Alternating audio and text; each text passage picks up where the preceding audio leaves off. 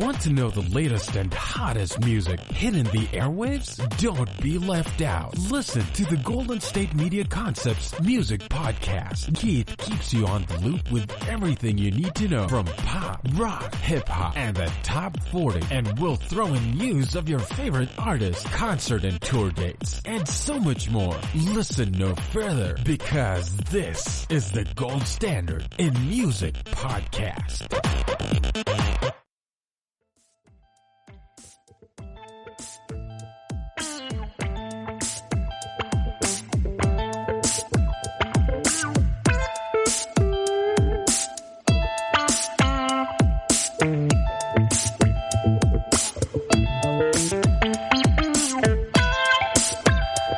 Hello, everybody.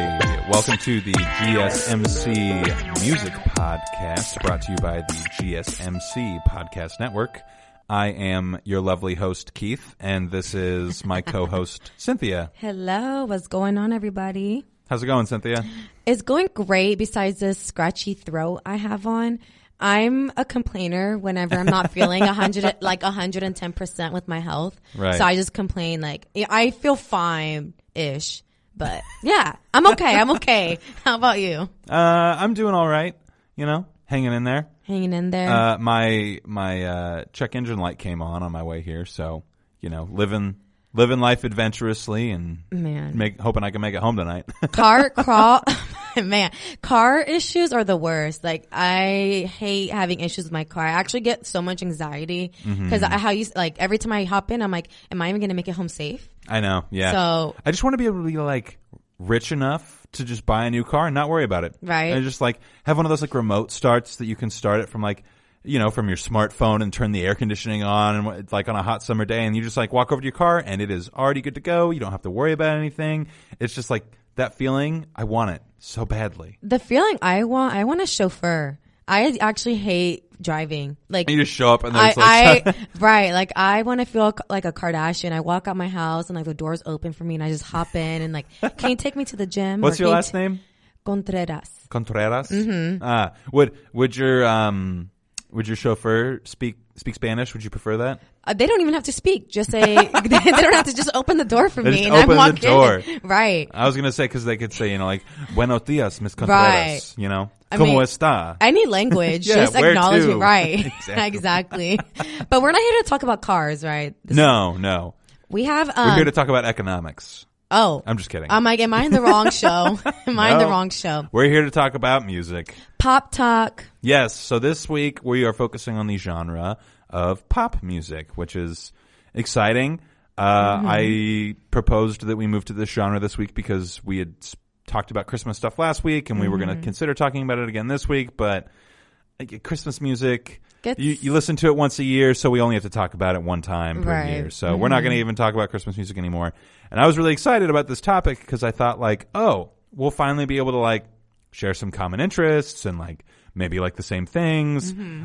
Spoiler alert, I was wrong. I know. And that's why it makes it so great because you and I just like go back and forth on like why we like a certain album or single or why we don't. And you and I both have opposing views sometimes, but that's what makes it interesting because I actually learned a lot about music from you. I learned a lot about popular culture from you because apparently I'm not involved in it. You heart knowledge. I do heart knowledge. Yes. We do the hashtag shameless cross promotion here. We do the movie podcast as well. So if you're looking to get more Cynthia and Keith in your life, we actually head over there. Yeah, head over there. Also, we get along more on that podcast. We have a tendency to have similar views. I know, but it's okay. We may have different musical tastes, but I can appreciate different genres, just because I don't like pop, to be honest. I'm not a big pop person. Like, and I felt like your choices were kind of on the edge of like, right. They're what crossovers. I would consider pop music. Yeah. Anyway, so what were we talking about first? So the very first one, we're going to talk about an album that was just released a few short days ago on December 6th. It's Camila Cabello's album titled Romance. Wait, quick question. Yes. Okay, so how do you spell her last name? It's Cabello. So I guess so is it Cabello? I guess, yeah, in Spanish it's cabello, but here in the U.S. they call her, I always hear Camila Cabello. Like, I always hear that. That just sounds, Camila Cabello sounds so much better. It does. She is Cuban. She's Cuban. So she's Latin descent. So, of course, her last name. Is the dialect in Cuba, there's a version of Spanish that they speak? Oh, it's different. Follow? So they might not follow the double L, yo. Oh, no, that's pretty universal. That's universal in Spanish. Okay. But there are different dialects, like how Mexicans speak is completely different from how Cubans or Puerto Ricans speak. So that's Puerto Ricans. Puerto Ricans, right. They say that Mexicans speak the slowest in Spanish, which is absolutely true.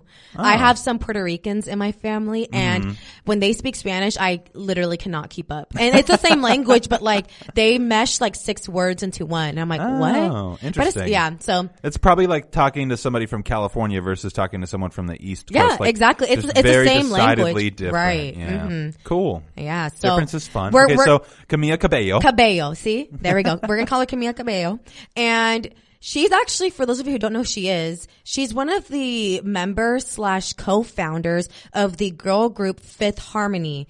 And she co-founded that girl group in 2012. So they're like a pop group. My little sister is super into Fifth Harmony. Really? It's really funny that she's in that. Yeah. Okay, So good to know. I think that's like a generation thing, because me growing up, I was into the Cheetah Girls. Like, all my Cheetah sisters, you better let me know in the comments right now if you were a Cheetah Raven girl. Simone in the Cheetah Girls? Oh my gosh. Adrian Balon. So I'm her. Adrian Balon. She's like the Latino one in there. Is. She's well, she dated Rob Kardashian, and she's on a talk show now. I also don't know who that is. Oh my goodness. Go listen to the entertainment podcast. I'm like, I host that one too. So I talk, if you need all your pop culture needs, I'm over there. But anyways, so yeah, Camila Cabello, she released Romance.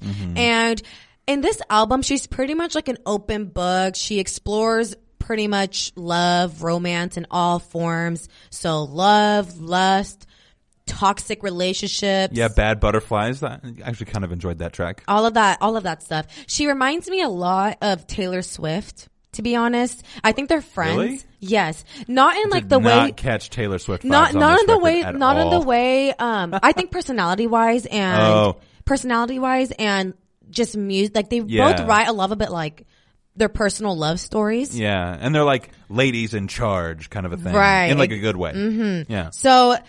And I did like the album was like okay for me. Like I said, I'm a little more judgy just because I'm not huge into pop, but I did appreciate the Latin sounds within her album. Yeah, I actually heard the song Señorita covered by a metal band before I heard the original one. So when you sent this record to me and I heard that track, I was like, where have I heard this before? Oh no, yeah. She Señorita is one of her most popular tracks on the album, and she released that album months in advance before the album released. That was one of the singles? Yes. Okay. And she performed, I actually heard of Señorita first time, where was it? Oh, at the American Music Awards. So like, honestly, I didn't find out about the song pretty late, like only 2 weeks ago. And the song features Shawn Mendes, which I believe it's her boyfriend. But this morning, Who is Shawn Mendes?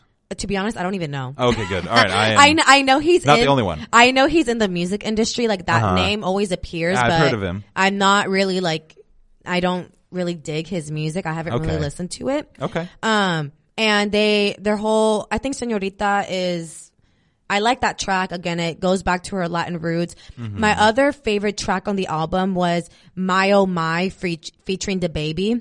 That was a good one too. I like that one as well. But I think the only reason why I like that track is because I love DaBaby. So he's a American rapper, hip hop artist. Oh, okay. And I love his energy. He's so like small, compact, and packs a punch, honestly. Have you ever seen DaBaby perform live? He can put on a show, which just because you're a good rapper doesn't mean you're a good performer. And he is amazing live. He really cares about his fans. So I'm generally a fan of DaBaby, and I think that's the only reason why I, to be honest, love the track, My Oh My. Yeah, I really liked Used to This. The second to last track. I really enjoyed that one. I can't remember that track. And I see that's the thing too when I was analyzing the album. Like I like these songs, these tracks that I mentioned. They're my favorite of the album, but I don't think I would download it in my playlist. Like nothing really was too memorable for me in this project. Whoa, hold up. Quick question. Yes. The last track, in my opinion, is one of those like. Okay, do you remember the last track? I don't. That's okay, what I'm saying. It wasn't memorable. First Man. You don't remember it? I don't. I Oh really my don't. goodness. It stood out to me so much. Why? Tell me why. Okay. So, because in my opinion, it was absolutely terrible. It's like this. So it's one of those like sad songs. And this, you know what? Honestly, after thinking about your statement about Taylor Swift, like this is where I could see that Taylor Swift influence coming in here. So it's basically this story of a young lady who falls in love with a man, and it's from like this weird mixed viewpoint of like what she thinks her dad is thinking about this guy as well as what she's thinking about this guy. And like it's just that like that pop culture completely and utterly false idealized version of what a father thinks when his daughter falls in love. And it feels like it's just fishing for people to use this as their daddy-daughter dance at a wedding. And like it was so insincere, it felt like a crappy country song. Like it was so bad. I cannot emphasize to anybody who listens to this, like what she says in those lyrics is not real. Like, it's like a bad rom-com. It's like, oh, and like, I'm so thankful that you're the first guy that loved me, and like, you just think that this guy's not worthy of me the whole time, and blah, blah, blah. Like, if your dad thinks that you're so great that no man is worthy of you, then your dad does not have realistic expectations of you. Right. And you should be weary of that. So like, the fact that you've got this, like, this final track is supposed to be like this penultimate emotional tear-jerking song, like. And it's not. It was just awful. Like, it was so fake. It just did not feel sincere in any way, shape, or form. And yeah, I would say I'm right there with you. Like, there's a couple of these songs that I've heard before, and like I didn't even care enough to like figure out who they were by. And it, like, when something's really, really bad, and I can't believe how bad it is, I'll look it up to see who did it because it's just funny how you're like, who do I blame for this? Yeah, exactly. And like, she rides that line of mediocrity so well. It's like I could put this on and then never remember that I listened to it until that last track. Yeah. So, what you know, before we head out to break, so like, what would you rate this record out of 10? Out of 10, like a 5. Yep. And the only reason why she even gained a 5 for me is because of the Latin sounds. So that's really the only reason. Which she did do tastefully. I will give her that. Yeah, they were tasteful, but again, nothing too memorable. Like, yeah, I was just kind of like, all right, I listened to it. What's next? Yeah. So that's just me. I wouldn't really recommend this album. Okay. And I will give my recommendation right after this break.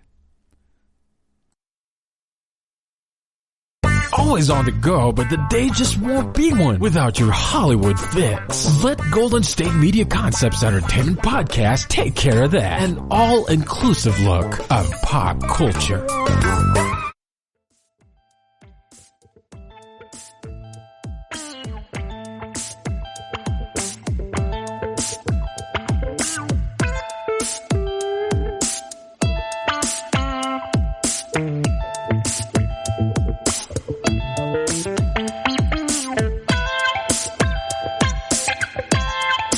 Hello and welcome back to GSMC Music Podcast. Right before the break, I gave y'all my rating for Camila Cabello's, album for Romance, and Keith left us hanging. I want to know your rating for the 2. album. Oh, I give it a 2. Oh, 2. I think that's the worst rating you have given out on this show. So like, I would give something that is horrendous like a 5 or a 6 because it would be so bad that you should listen to it and know why it's so bad. This is just so boring and so unsincere and so unoriginal that like to try hard. In my opinion, right? And there are people who are going to love this record, and that's fine. Like, these are just our opinions. Everybody's taste is valid, and there's a place for every bit of creativity in the music industry. And like, I applaud Camila Cabello for like putting herself out there and for writing this stuff, but like, in the grand scheme of whether or not it's actually valuable in the lexicon of music and if it's going to be remembered, like, it's a 2. It's just not Like, no one's going to be in 10 years. No one's going to say, hey, you got to go back and listen to Camila Cabello's romance record. Like, she might have a record that she puts out that is that record for her, but it's definitely not this one. So, again, Agreed. I don't want to sound mean or negative. It's just like the record's really not memorable and it doesn't do anything unique and you don't have to listen to it. You can go your whole life not listening to it. You're not missing out on anything. Absolutely. Her best one is Senorita, and you probably have heard this song like on the radio, in malls. So and it's a good track, you know. So all right, moving on. So we're gonna be talking about another girl who was part of the Fifth Harmony girl group that Camila Cabello was in, Normani. She is my girl. I'm so excited to talk about her. She is the it girl. She is the total package. I am absolutely obsessed with her. And to me, she's like, the only reason why I compare Fifth Harmony to Destiny's Child, and don't come at me in the comments because they're not even the same lane. Oh no, they're absolutely the same lane. It's the same thing. Normani is like the Kelly Rowland in who? Kelly Rowland. She's one of the members in Destiny's Child. So in Destiny's Child, I only know Beyonce, right? Beyonce. Only know Beyonce. Kelly Rowland Queen and Michelle. So they're who? Three. Michelle, she's the third singer for Destiny's Child. Okay, I did not. They're 90s R&B right there. Okay. And Normani, she actually said growing up, she idolized and looked up to Kelly Rowland a lot because she felt like she was very underrated within the girl group, and not a lot of spotlight was shined on Kelly Rowland. We all know it's mainly Beyonce. I mean, of course it's Beyonce, but anyways. Who? You said who? Who's Beyonce? I'm just kidding. I was like, no, everyone knows who Beyonce is. But so Normani, I want to talk about Normani's pop song Motivation / music video, because not only was this music video highly successful, it was highly impactful as well, which is two different things. You can have a successful song, but it's a whole different story when it makes an impact and it moves people. And did you see the music video, Keith? Or heard the song? I listened to the song. I forgot to watch the music video. Okay. And I'm a little embarrassed. Okay. Well, that's okay. I want to know your initial thoughts of the song. The song itself. Are you sure? I do. I may not like it. I feel we're going to be butting heads a little bit. I didn't like it at all. No, it's because you didn't watch the music video. I'm sorry. The music video ties it all together. Why didn't you like it? It was just really boring and forgettable. Like, I heard the song and I was like, oh, is it done already? Wow. Oh, wow. Okay. Wow. Well, that was a song, I guess. Like, I don't know. It just should. Okay. So, like, when I looked up Normani on Spotify, I saw that she was the woman who sang Dancing with a Stranger with Sam Smith. Yes. I love that song. Like, Sam Smith, he's my dude. And I think his voice is incredible. He's a great songwriter. Well, actually, I don't know how much of his own songs that he writes, but regardless, everything that he's been involved in, I've really, really enjoyed. And so I was tentatively excited that I would really like this song, and I just ultimately didn't. And I didn't remember it at all. I finished listening to it and was like, I really want to listen to Dancing with a Stranger, because like her vocals in that song are great. She does a really good job. She kills it. Yeah. And in the music video, like, I think she's the woman who's like kind of like dancing, or she's in the music video with him, and like she does an incredible job in the music video. So I recommend that you listen to the song again, but watch the music video, because I feel like you would appreciate the song a little more, or like it maybe a little more, if you watch the music video, because that's really where the success comes, or how impactful the song became, because of the music video, not necessarily the lyrics of the song. So I kind of do like see your point of view. Yeah. Well, okay. So I'm reading your show notes for why you like the music video, and I'm just going to tell you I probably wouldn't like it. So why don't you read your show notes to everybody, and then I can kind of give my 2 cents. So pretty much her music video, it's very nostalgic. It pays homage to the early 2000s, 90s R&B hip hop era. So if you're a big fan of R&B and hip hop, you're going to appreciate her music video a lot more, like I do. So in the beginning of the music video, it shows a young Normani watching TV, and on the TV, it's playing 106 and Park. So for those of you who don't know, 106 and Park back then in the early 2000s, they showcased a lot of music videos, which back then, like sort of like MTV, music videos were the it thing. Like I remember coming home from school and looking forward to watching those music videos on TV. And then her outfit in the music video, it's airbrushed 1996 logo brushed over her chest, which is the year she was born. Low-rise jeans. Wait, as in she's like body painted? No, it's like a white piece set, so like a spaghetti strap top with a skirt, but the very top is airbrushed logo. I was really confused for a second. And I was going to say, this is a family-friendly podcast. No. She was wearing a top, you guys. She was wearing she is clothed. She is clothed. This is not that kind of podcast. Even like the low-rise jeans and like the belly button piercing, like the actual very first shot of the music video. Wait, aren't belly button piercings still cool? Well, back then, like hers has like a charm on it, like the little dangly part. Okay, so a lot of girls now aren't really wearing like the very long piercing, you know?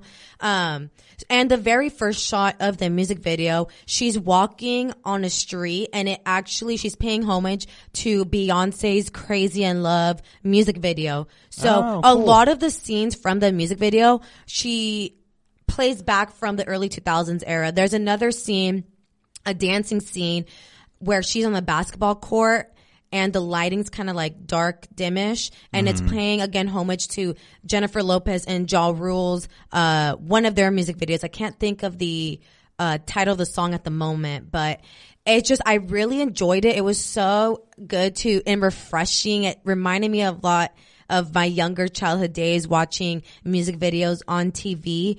And she really is a total package. She has vocals. She's got the acrobatics, the dancing skills. She did for those of you who don't know or aren't dancers, she did a double puree, which is like a spin.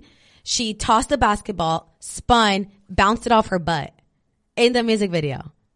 And in the rain, there is another shot in the music video where she's in the rain and it's pouring and there's trumpets and hornets in the background playing, and she's doing all these like crazy flips. She gets into a handstand, twists in the air, and then drops down in a split in the rain. Like the athleticism shown throughout this entire music video, like I'm tired. And her friends were like twerking on a fence. You're like out of words. Looking at me, I'm like I'm gonna have a reaction to I know. this. I'm waiting for you to chime in, but no, and I'm not the only one who loved it. She has over 73 million views on YouTube right now, and the music video was so popular all over Twitter. That's how I first found out about the song. There were those clips that I mentioned of her dancing in the rain and her twerking on the fence and all that. Those little shots were all over Twitter, and Rihanna was posting her. So many celebrities were reposting her music video. It was amazing. I have watched it probably like 5 times. And even the dance choreography in the music video is like, even if you're a non-dancer, you can appreciate the dancing that goes on in the choreography. And I was reading more on the behind the scenes of who produced, directed the music video, and they actually completed the choreography without music. So she has about like 20 to 30 dancers in the music video, and they're all in sync. And Normani said that they did the entire music video with no music, hitting all of those movements in sync. So that's pretty cool. Yeah. And I like used to dance, so I know how super, super challenging that is to have 20 to 30 people synchronize hitting movements at the exact same beat with no music. They did it with no music. People can't even sing together in a choir well. And you're asking someone to like acrobatically and athletically move their body in synchronization with a large group of people.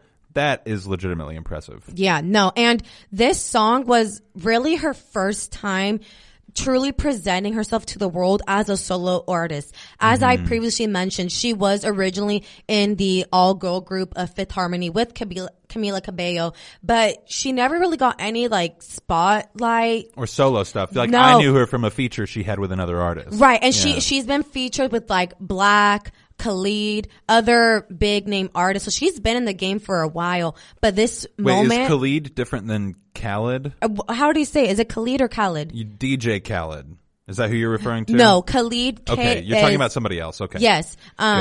So she's been featured with other like big artists, and I loved the way I feel this was perfect, almost announcement for her to come out to the world and be like, look, I'm good enough to be a solo artist. Some people are better off being a solo artist than they are in a group. And no shade being thrown right now, but a little shade I'm going to throw right now.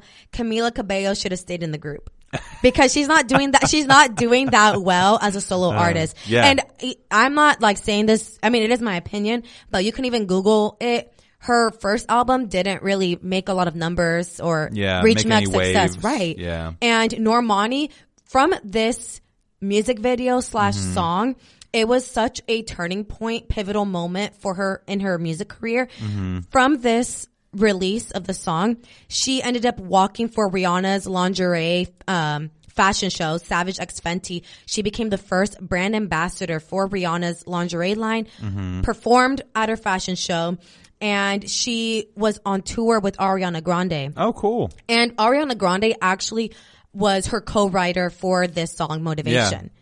So, I believe Ariana Grande is Normani's mentor, which that's like perfect because they're both in the pop genre. And I love also, you said this in the beginning of the podcast, I think the reason why I love this track so much is because it's a little bit of a crossover. It's pop, but it has a little bit of R&B groove to it. Yeah, it definitely didn't feel like it fit like solidly into one genre when I was listening to it. But Normani does consider herself as a pop artist, and that's another reason why I say this was not only successful but impactful.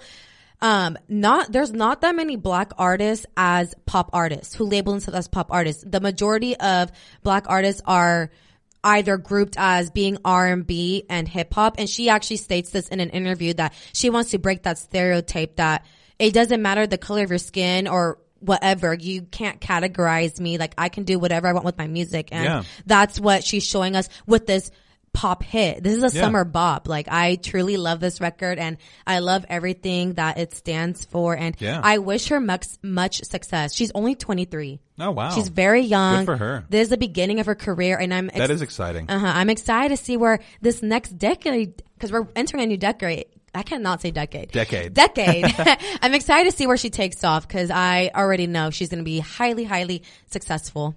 And that's exciting. That's super cool. Yes. And so I need you to go watch it. I know you may not like it, but I still need to know what you think about everything. I will go into it with an open mind. I promise. Because I'm for sure you'll probably interpret a lot of things way differently than I. Yeah. Because I also come from a dance background. So I'm like really appreciating the art behind it, the dancing, the choreography, everything about it. Because I know how challenging it must have been to hit all those moves, especially with no music. So yeah. The only thing that kind of threw me off was when you said like it's very nostalgic. Like I am not a fan of leveraging nostalgia into views. I think that that's a cheap way to try to make it seem like you're doing something really cool. Like what you're doing should be able to stand kind of on its own in a way. And like, you know, you emphasizing the nostalgia just kind of makes me hesitant and makes me think like, oh, is she leaning too much on this nostalgia to experience success? Or is she actually using it to like leverage this interesting and unique thing that she's doing? So I will go watch the music video with an open mind, because you so passionately talked about it. I really appreciated everything that you had to say about it. And I think it's really cool that Normani is doing what she's doing and she's passionate about this particular project too. She's on the come up, you guys. Yeah. And when someone's passionate about what they're doing, it translates into their art. And I think that is part of what makes really good art. Absolutely. And I think on that note, we're going to take another quick break. And when we come back, we're going to move on to reviewing more albums. Tired of searching the vast jungle of podcasts? Now listen close and hear this out. There's a podcast network that covers just about everything that you've been searching. Hey! The Golden State Media Concepts Podcast Network is here. Nothing less than a podcast bliss with endless hours of podcast coverage. From news, sports, music, fashion, cooking, entertainment, fantasy, football, and so much more. So stop lurking around and go straight out to the Golden State Media Concepts Podcast Network. Guaranteed to fill that podcast itch. Whatever it may be. Visit us at www.gsmcpodcast.com. Follow us on Facebook and Twitter and download us on iTunes, SoundCloud, and Google Play.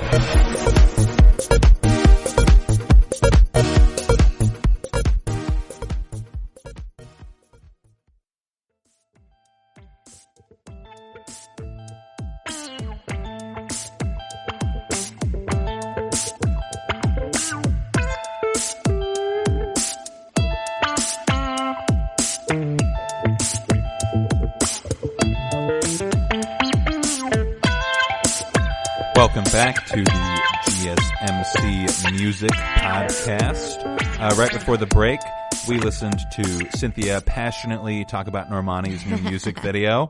And now we're moving on to some things that Cynthia is unfortunately not as passionate about. I'm not passionate. No. Not at all. So we were in the pop genre this week, and I was very hopeful that I would be able to recommend some things that Cynthia would really enjoy because I like it when I get to share an enjoyment of something with other individuals. I think that that's like fun and part of what art is all about, and music especially.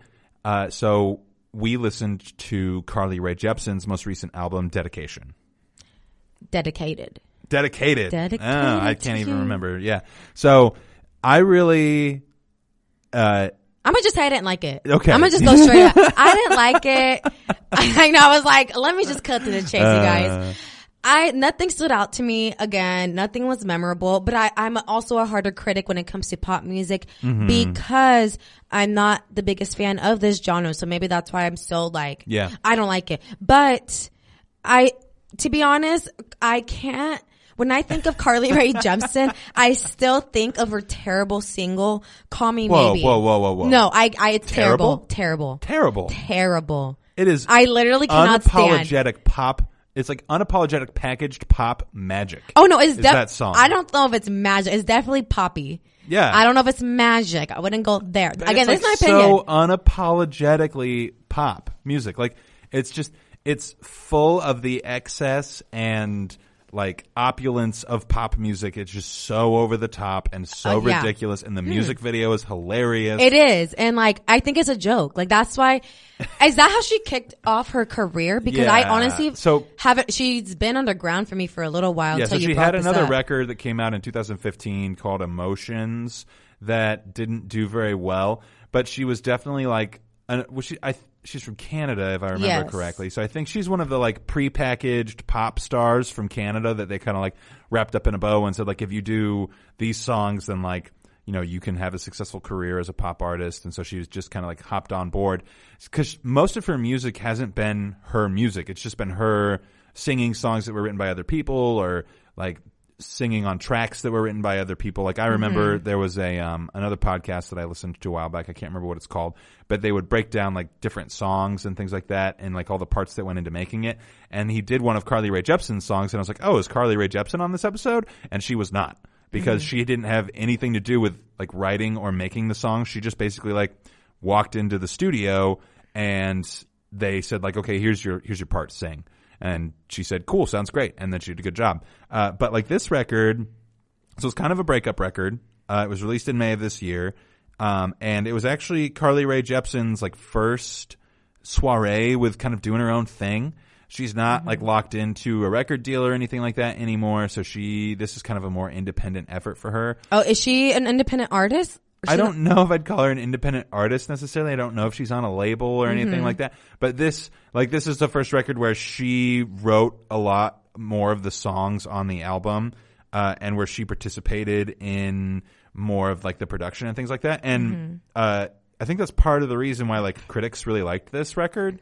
As far as like pop records are concerned, people have really thought that this was one of the better ones of 2019. Really? Yeah. It definitely made a lot of lists for best records of 2019. I think even Pitchfork put it on there, and like Pitchfork normally, it's really hard to get on there as a pop artist because they kind of don't like people who do the same old song and dance. So Carly Rae, she was kind of aiming to emulate like ABBA. Are you familiar with ABBA at all? No. Oh my! So ABBA did like Dancing Queen. I'm sure you've heard Dancing Queen. Oh yeah, Dancing So Queen. Exactly. Yeah. ABBA is this like classic, I want to say Swedish like dance band from the 70s type of thing. They're like, you think disco music, you think ABBA. So like Carly Rae Jepsen said in a couple interviews that like her aim was to make this like a very fun like music to clean your house to type of record that's like dancey and like not necessarily in your face, just very listenable. And I think ultimately she did a good job with that. It's like background music type? Kind of, yeah, in a way. It's like you don't like music isn't to like dominate the space you're in.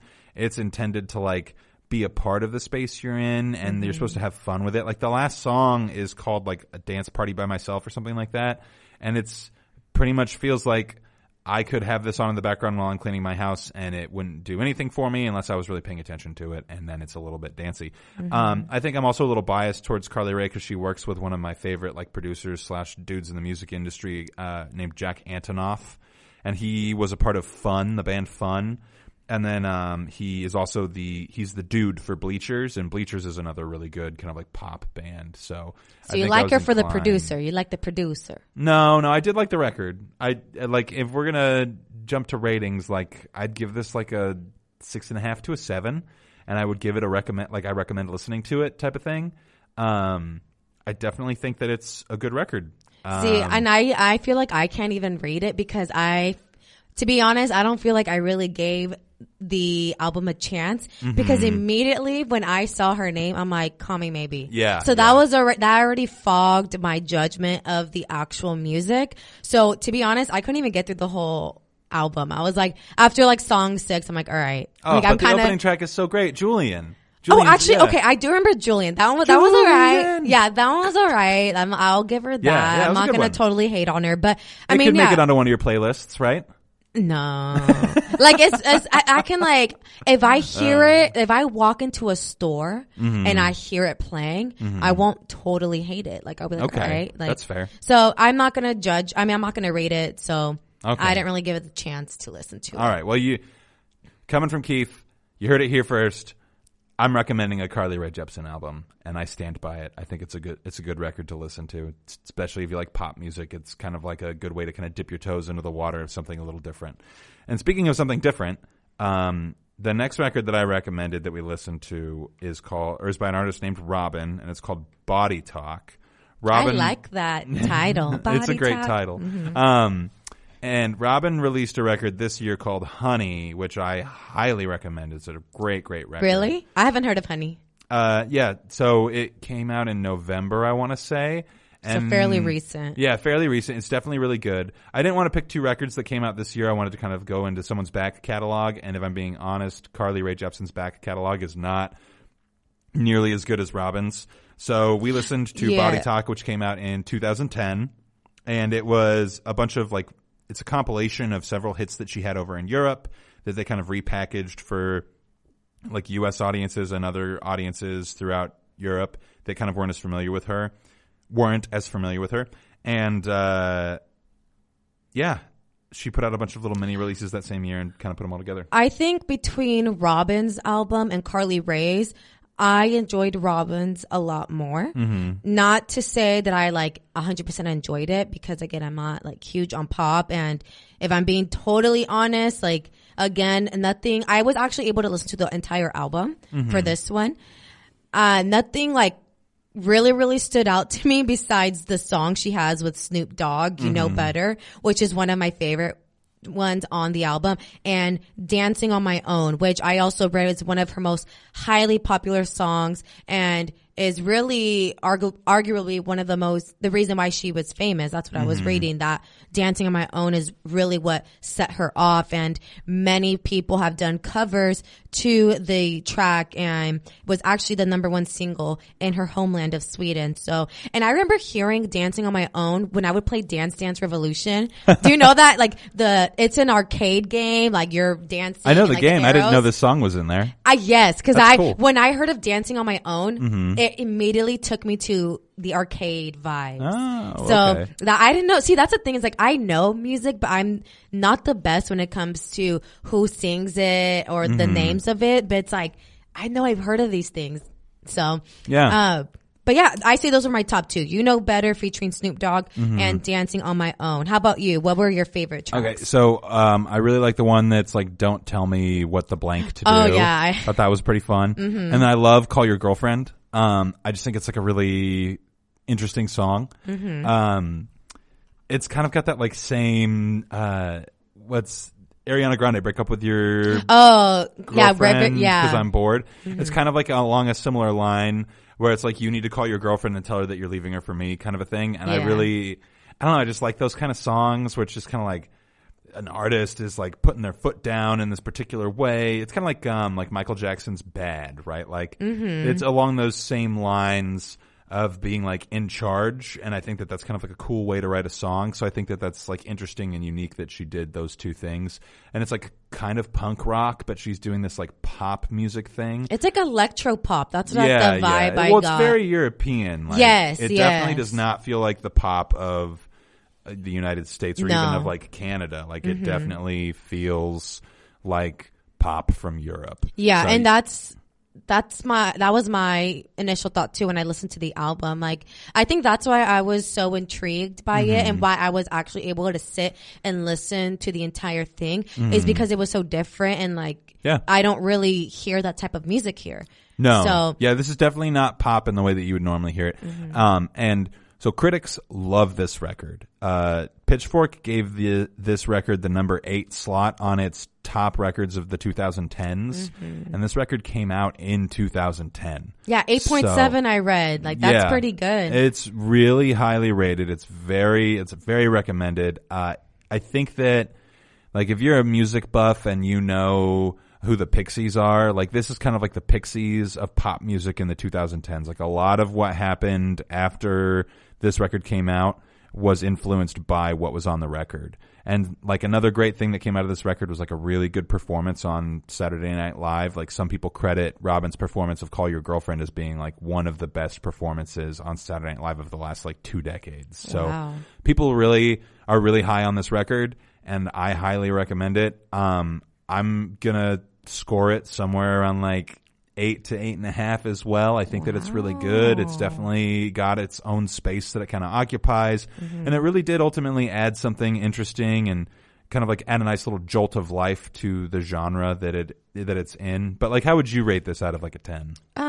I'd rate it like a 6.5 or 7. And I think it's just because, again, I've said this like a million times on the episode, I'm not a fan of pop, but I do appreciate her work, and I was able to appreciate the sound, the electro pop sound. It's different. So if you are into pop music and you haven't heard that European twist to it, I would recommend this album, Robyn.